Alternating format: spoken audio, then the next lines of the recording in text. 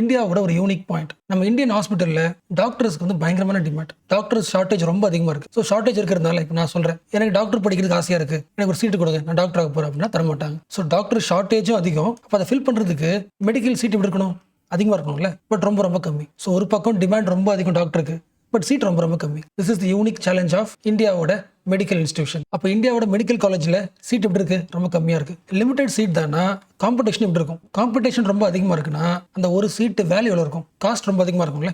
மெரிட்ல கிடைச்சா government college போயிடலாம், but மெரிட்ல கிடைக்கல, பட் ஒன்று படிக்கணும் ஆசைப்படுறேன். பிரைவேட் இன்ஸ்டிடியூஷன் போனால் மெடிக்கல் சீட்டு 50 லட்சத்துலேருந்து 1 கோடி வரைக்கும். அவ்வளோ காஸ்ட்டாக படிக்க முடியாது. அப்போ என்ன பண்ணலாம், என்ன பண்ணுறாங்க? So most students prefer foreign countries, Ukraine, Russia, China. So அங்கே போயிட்டு மெடிசன் படிக்க போவாங்களே, நம்மளே பார்த்துருக்கோம். So what is the ultimate point? Medical education is highly interconnected, internationally connected, which means உங்களால் உங்கள் ஊரில் படிக்க முடியலன்னா ஃபாரின் கண்ட்ரியில் போயிட்டு மெடிசன் படிச்சுட்டு வர முடியும். என்ன ரீசன்? ஃபாரின் கண்ட்ரீஸில் முக்கியமாக இப்போ சொல்லப்பட்ட ரஷ்யா, சைனாவில் மெடிக்கல் எஜுகேஷன் ஃபீஸ் வந்து ரொம்ப ரொம்ப கம்மி, லோ காஸ்ட். இது அட்வான்டேஜ். பட் லிமிடேஷன் இருக்கு, 2 லிமிடேஷன். நீங்க ஃபாரின்ல போய் படிக்கிறதுனால ஃபாரின் காலேஜ் எல்லாமே குவாலிட்டியா இருக்குன்னு அவசியம் கிடையாது. குவாலிட்டியா இல்லாதனால, டீச்சிங் குவாலிட்டி சரியில்லாதனால நீங்க அங்கே மெடிக்கல் எஜுகேஷன் முடிச்சுட்டு இந்தியாவுக்கு வரீங்க வச்சுக்கலாம். இந்தியாவில் ஒரு ஃபாரின் எஜுகேஷனுக்கான ஒரு எக்ஸாம் இருக்கும்.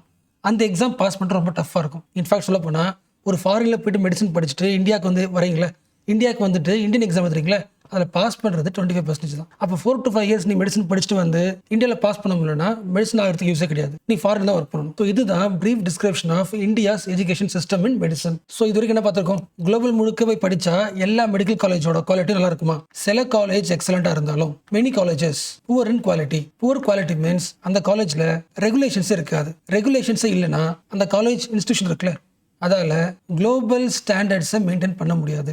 அப்போ நீ படிக்கிற காலேஜில் குளோபல் ஸ்டாண்டர்ட் இல்லைன்னா அங்கே படித்து முடிச்சுட்டு உன்னோட ஹோம் கண்ட்ரிக்கு வரேன்னா உன்னோட மெடிசன் டிகிரியை ரெகக்னைஸ் பண்ண முடியாது, ரெகக்னைஸ் பண்ண மாட்டாங்க. This is reality. ஓரளவுக்கு ஸ்டோரி புரியுதுல? அகைன் ஷார்ட்டாக சொல்லணும்னா, குளோபல் ஸ்டாண்டர்ட் படி ஒரு 1000 மக்களுக்கு அட்லீஸ்ட் ஒரு டாக்டர் தேவைப்படணும். பட் இந்தியாவில் பாப்புலேஷன் எவ்வளோ? 1.4 பில்லியன் மக்கள். அப்போ அவ்வளோ மக்களுக்கு டாக்டர்ஸ் இருக்காங்களா கேட்டால் இல்லை. Doctors shortage. அப்போ டாக்டர் சீட் அதிகமாக்கிட்டாங்களா கேட்டால் அதிகமாக்கல, ரொம்ப ரொம்ப கம்மியாக அதிகமாக்குறாங்க. ஸோ சீட்டு கம்மியாக இருக்கிறதுனால போட்டி ரொம்ப அதிகமாக இருக்கும். ஒருவேளை எக்ஸாமில் பாஸ் பண்ணலன்னா ப்ரைவேட் காலேஜில் படிக்கணும்.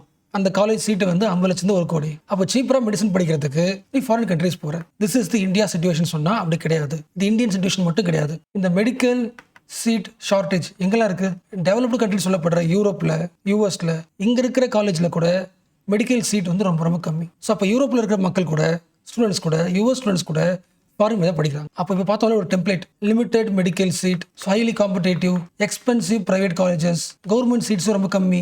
இந்த template throughout the world பார்க்கப்படுது. ஃபார் எக்ஸாம்பிள், எப்படி இந்தியன் ஸ்டூடெண்ட்ஸ் மெடிசன் படிக்க ஃபர்ஸ்ட் எந்த கண்ட்ரி போவாங்க? டாப் டெஸ்டினேஷன் எது? ஃபர்ஸ்ட் ரஷ்யா தான். 2வது உக்ரைன், பிஃபோர் தி வார். இப்போ ஆஃப்டர் தி வார் ரொம்ப கஷ்டம், நிறைய பேர் வந்துட்டாங்க. ரஷ்யா கேம் போகிறாங்க, 2 காரணம். Fees is most affordable and good medical infrastructure. So Russia, Ukraine. 3வது கசகஸ்தான். என்ன ரீசன்? ஃபீஸ் ரொம்ப கம்மி. 4வது பிலிப்பைன்ஸ். என்ன ரீசன்? இப்போ சைனாக்கு போனீங்கன்னா கண்டிப்பாக அந்த மெடிசன் காலேஜில் இங்கிலீஷில் சொல்லி தரது ரொம்ப டஃப், லோக்கல் லாங்குவேஜில் இருக்கும். பட் பிலிப்பைன்ஸில் ஒரு காலேஜ் இருக்குன்னா மோஸ்ட்லி இங்கிலீஷ் இருக்கும். அதனால் இந்தியன்ஸ் கொஞ்சம் சூட் ஆகும். 5வது top destination China. So Indians போகிற top 5 destination for medical education. So சைனாக்கு போகிறதுக்கான காரணமும் லோவர் காஸ்ட் தான். ஸோ அடுத்து நிறைய கண்ட்ரி இருக்குங்க. நேபாள் இருக்குது, மொரிஷியஸ் இருக்குது, அண்ட் லாஸ்ட் கரீபியன் கண்ட்ரிஸ். நேபாளுக்கு ஏன் போகிறாங்க? Nearby India. Mauritius, Caribbean countries ஏன் போகிறாங்க?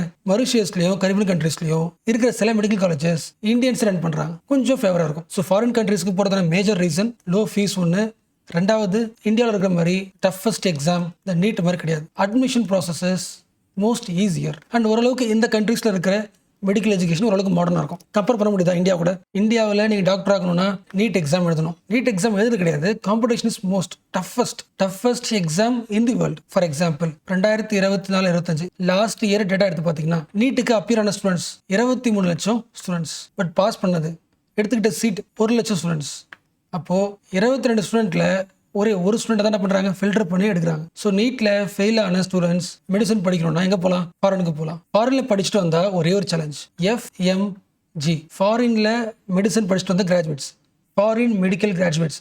இந்த எக்ஸாமை இந்தியாவில் எழுதணும் திரும்பி வரும்போது. எப்படி நீட் டஃபோ சிமிலர்லி FMGயும் எக்ஸ்ட்ரீம்லி டஃப். 100 பேரில் 25 பேர் தான் பாஸ் பண்ணுவாங்க. ஒரு 100 ஸ்டூடெண்ட் ஃபாரினில் படிச்சுட்டு வராங்கன்னா 25 பேருக்கு தான் மெடிசன் ப்ராக்டிஸ் பண்ணுறதுக்கு சர்டிஃபிகேட் கிடைக்கும். இன்னொரு ரீசன் இருக்குங்க. ஏன் ஃபாரினில் படிச்சுட்டு வந்து இங்கே பாஸ் பண்ண முடியலன்னா நிறைய ரீசன் இருக்குது. அதில் ஒரு ரீசன் லாங்குவேஜ் பேரியர். நீங்கள் போகிற கண்ட்ரியில் காலேஜில் கண்டிப்பாக இங்கிலீஷில் பேசுவாங்கன்னு அவசியம் கிடையாது, லோக்கல் லாங்குவேஜில் பேசலாம். லோக்கல் கல்ச்சரில் இருக்கும்போது உங்களால் ஈஸியாக புரிஞ்சுக்க முடியாது. ஸோ ஆட்டோமேட்டிக்காக என்ன ஆகும், கான்செப்ட் அண்டர்ஸ்டாண்டிங் குறையுது, எக்ஸாமில் ஃபெயில் ஆகிடலாம். இது ஒரு பாயிண்ட். அண்ட் இன்னொரு ஆங்கிள், சில காலேஜ் வந்து இங்கிலீஷில் தான் பேசுவாங்க, பட் இங்கிலீஷில் சொல்லி தரதுனால மட்டுமே அது குவாலிட்டி காலேஜ் கிடையாது. சில medical institutions proper medical teaching ஸ்டாண்டர்டை ஃபாலோ பண்ணுறது கிடையாது. ஸோ அகைன் ரிமைண்ட் பண்ணுறேன், going abroad for medicine is not only from India or Pakistan. அதாவது it is not just a global south issue. Even students from wealthy countries are going abroad for studying medicine. France, Germany, Norway இந்த கண்ட்ரீஸில் medical சீட்டு ரொம்ப கம்மி. அங்கேயும் entrance செம tough. எவ்வளோ doctor படிக்கணும் அப்படின்ற நம்பரு கண்ட்ரோல் வச்சுருக்காங்க. அப்போ இந்த கண்ட்ரி ஸ்டூடெண்ட்ஸ் என்ன பண்ணுறாங்க, ஃப்ரெஞ்சு, ஜெர்மனு, டச்சு, நார்வேஜன் ஸ்டூடெண்ட்ஸ் இவங்களாம் ரொமானியாவுக்கு, ஹங்கேரிக்கு, போலாண்டுக்கு இந்த ஃபாரின் கண்ட்ரிஸ் போய் படிக்கிறாங்க. ஸோ டெவலப்டு கண்ட்ரிஸும் மற்ற ஃபாரின் கண்ட்ரிக்கு போயிட்டு மெடிசன் படிக்கிறாங்க. ஈவன் அமெரிக்கன் ஸ்டூடெண்ட் எங்கே போகிறாங்க, அங்கே சீட் அதிகமாக இருக்கும், காஸ்ட் ரொம்ப அதிகமாக இருக்கும், காம்படிஷன் அதிகமாக இருக்கும், வெளியே போயிடலாம். Poland, Ireland, UK, Caribbean. So what is the conclusion, even ஒவ்வொரு கண்ட்ரிக்குள்ளேயும் ஒரு நேஷனல் லெவலில் மெடிக்கல் ஸ்டாண்டர்ட் இருந்தாலும் medical education is international connected. இது ஒரு மார்க்கெட்டாக மாறுது. ஸோ இந்த ஆப்பர்ச்சுனிட்டி வச்சுக்கிட்டு medical education is becoming profit orient, business orient. For example, போலாண்டில், ஹங்கேரியில், உக்ரைனில் என்டையர் மெடிக்கல் ஒரு காலேஜ் கட்டுறது எதுக்குன்னா இன்டர்நேஷனல் ஸ்டூடெண்ட்ஸ்க்கு. அந்த காலேஜில் இங்கிலீஷில் மட்டும்தான் நடத்துவாங்க. அந்த காலேஜில் ஃபீஸ் ரொம்ப அதிகமாக இருக்கும். லாஜிக் புரியுதா? இப்போ போலாண்டில் இருக்கீங்கன்னா போலாண்டில் இருக்கிற லோக்கல் மக்களோட லாங்குவேஜ் நடத்தாமல் அந்த மக்களுக்கு சீட்டே கிடைக்காது.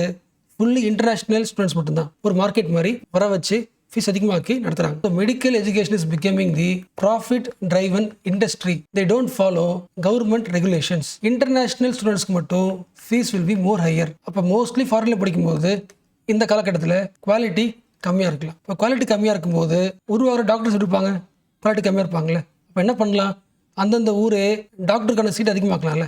ஏன் அதிகமாக்க மாட்டேங்கிறாங்க? What is the reason? மற்ற காலேஜ் மாதிரி ஒரு நியூ மெடிக்கல் காலேஜ் கட்டுறதுன்றது சாதாரண விஷயம் கிடையாது. It needs huge investment. Hospital தேவைப்படும், காலேஜ் மட்டும் கிடையாது, ஹாஸ்பிட்டல் கட்டணும், லேப் கட்டணும், ஃபேக்கல்ட்டி, ஹியூஜ் இன்வெஸ்ட்மெண்ட். இது ஒன்று. எல்லா காலேஜ்லையுமே ஒரு மெடிக்கல் அசோசியேஷன் இருப்பாங்கல்ல, அந்த மெடிக்கல் அசோசியேஷன் இருக்கிற டாக்டர்ஸோட எய்ம் என்ன, சீட்டை அதிகமாக்கலாம் அப்படின்னு சொன்னாங்கன்னா அவங்க ஒத்துக்க மாட்டேங்கிறாங்க. இந்த நியூ சேஞ்சை அக்செப்ட் பண்ண மாட்டேங்கிறாங்க. என்ன ரீசன்? நிறைய டாக்டர்ஸ் வந்துட்டாங்கன்னா டாக்டர்ஸ் டிமாண்ட் ஆகிடும், டிமாண்டை குறைஞ்சிரும். டாக்டர்ஸ்க்கு சம்பளம் ஆகிடும், குறைஞ்சி போயிடும். அப்போ ரொம்ப சீட்டு கம்மியாக இருக்கும்போது தான் டாக்டர்ஸ்க்கு ரெஸ்பெக்ட், சேலரி எல்லாம் அதிகமாக இருக்கும். அப்போ நிறைய சீட்டை கொண்டு வராதிங்க. ஸோ மெடிக்கல் அசோசியேஷன் ட்ரெடிஷ்னலாக பேக்வர்டாக இருக்குது. அண்ட் ஆஸ் யூஷுவல் சொல்கிற பாயிண்ட், நிறைய மெடிக்கல் காலேஜ் ஓப்பன் பண்ணால் குவாலிட்டி ஆகிடும், கம்மியாகிடும். ஸோ எந்த அளவுக்கு நிறைய வேகமாக மெடிக்கல் சீட் எக்ஸ்பெண்ட் பண்ணுறோமோ அந்த அளவுக்கு குவாலிட்டி ஆகிடும், டிஃப்யூஸ் ஆகிடும். அப்போ என்ன பண்ணணும், முடிஞ்ச அளவுக்கு பேஸ் பை பேஸ் அதிகமாக்கலாம். ஸோ இந்த வருஷம் பட்ஜெட்டில் லாஸ்ட் 10 இயர்ஸை விட இந்த கடைசி 10 வருஷமாக அதிகமாக்கி இப்போது மெடிசன் சீட்டை வந்து 130% சீட் அதிகமாக்கிட்டாங்க. மீனிங் புரியுதா? ஆல்ரெடி 100 சீட் இருக்குன்னா 10% எவ்வளோ, 10 சீட்டு, 100%னா இன்னும் எக்ஸ்ட்ரா 100. ஸோ 130% அதிகமாக்கிட்டாங்க. அதாவது கடைசி 10 வருஷத்துல எவ்வளோ சீட் அதிகமாக இருக்குன்னா 1.1 lakh new medical seat in MBBS and PG அதிகமாக்கிருக்காங்க. 1 லட்சம் சீட்டை அதிகமாக்கிருக்காங்க. What is the main aim? Foreign countries போகிறாங்களே, இந்த ஃபாரின் கண்ட்ரி டிபெண்ட் ஆகிற அந்த டிஃபரன்ஸை குறைக்கிறது தான் aim. So more medical seat, more opportunity in India. And இது மட்டும் இல்லாமல் அடுத்த 5 இயர்ஸில் 2025 2030 டோட்டலாக இன்னும் எக்ஸ்ட்ரா ஒரு 75,000 மெடிக்கல் சீட்டை அதிகமாக்க போகிறாங்க. 2025 மட்டும் 10,000 சீட் மெடிக்கல் சீட் அதிகமாக்க போகிறாங்க. ஸோ மேபி ஃபியூச்சரில் இந்த சீட் அதிகமாக்க ஃபாரினில் போய் படிச்சுட்டு வர்ற மெடிக்கல் எஜுகேஷன் சிஸ்டம் வந்து கொஞ்சம் குறையும். பட் நான் நோட் பண்ண வேண்டியது என்னன்னா, இந்த 10,000 சீட்டு, 70,000 சீட்டு அதிகமாக்க போகிறது யார்? பப்ளிக் மெடிக்கல் காலேஜா இல்லை ப்ரைவேட் காலேஜா? அந்த டீட்டெயில் ஆர்டிக்கலை போட்டுல அதை பார்க்கணும். ஸோ இது வரைக்கும் பார்த்த எல்லா விஷயங்களும் இன்னைக்கு சென்டர் பேஜ் ஆர்டிக்கலில் வந்த பாயிண்ட்ஸ் தான். The problematic globalization of medical education. Medical education globalization ஆகிறதுனால இருக்கிற குவாலிட்டி செக்அப் என்ன அதை பார்த்தாச்சு. அண்ட் பட்ஜெட்டில் இருக்கிற பாயிண்ட்ஸும் பார்த்தாச்சு.